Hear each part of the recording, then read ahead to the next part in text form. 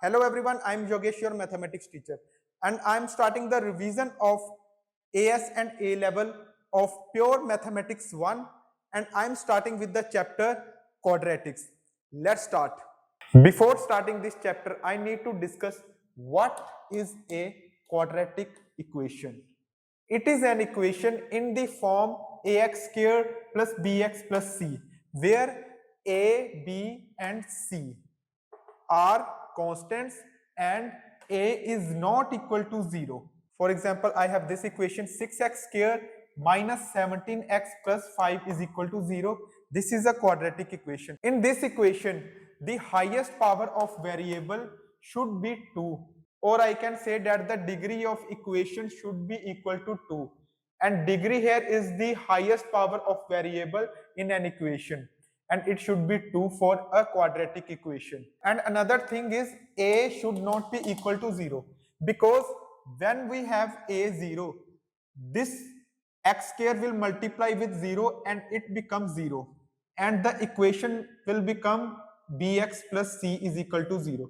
This is not a quadratic equation, this is a linear equation, because here the highest power of variable is 1. If the highest value of a variable we have 1, then that equation is linear, not quadratic.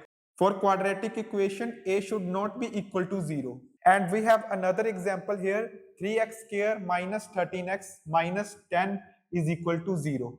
This is also a quadratic equation. I hope you understand. And our first topic is solving quadratic equations by factorization. And for factorization, we have the method split the middle term to solve the quadratic equations. Let's see. To understand this, let's take an example. X squared minus 7x plus 12. We need to factorize this equation.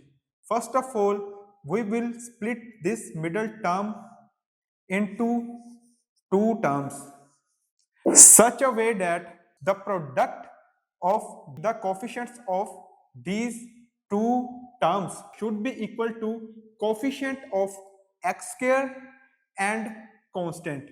Here coefficient of x squared is the number with x squared. Here we have nothing with x squared, so we consider there is 1. So we write 1 and we will multiply with constant. So 12, we get 12. The product of the coefficients of these two terms should be equal to 12, and the sum of the coefficient of these two terms should be equal to minus 7, the coefficient of x. To solve this, I will factorize this, the product. So I will factorize 12. When 3 divides 12, it will have the quotient 4. When 2 divides 4, it will have quotient 2. When 2 divides 2, it will have quotient 1. So I have factors plus minus 3, plus minus 2, and plus minus 2. Here if I multiply this 2 with this, I will get 4, and I can take positive or negative as per my wish. Here I take negative, and here I take negative 3. If I multiply negative 3 with negative 4, I get 12, and if I add negative 3 and negative 4, I get negative 7. So these two numbers satisfy this condition as well as this condition. So I write these numbers here and here, and I will write x with these two numbers. So I write here negative 3x and negative 4x, and I can say that negative 7x is splitted into two terms, negative 3x and negative 4x, and I write plus 12 as it is and x square as it is. So I write this equation here as x square negative 3x and negative 4x plus 12. Now I can say that this equation is transformed into this equation. Now I will take the common in these two terms. Here I have x common in these two terms.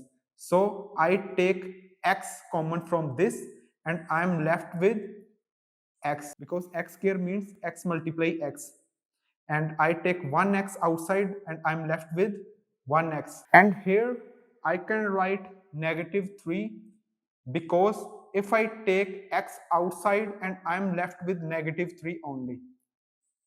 And now from this and this term, I can take -4 common. From this term, I'm left with x, and from this term, I'm left with -3. Why -3? Because plus 12 can be written as -4 multiplied by -3. Here I took -4 outside and I'm left with -3. So I have written here. And now I will take x minus 3 common from this term and from this term. X minus 3 I took common, and I'm left with x and -4. So I can say that x minus 3 and x minus 4 are the factors of this equation. So this is factorization by split the middle term.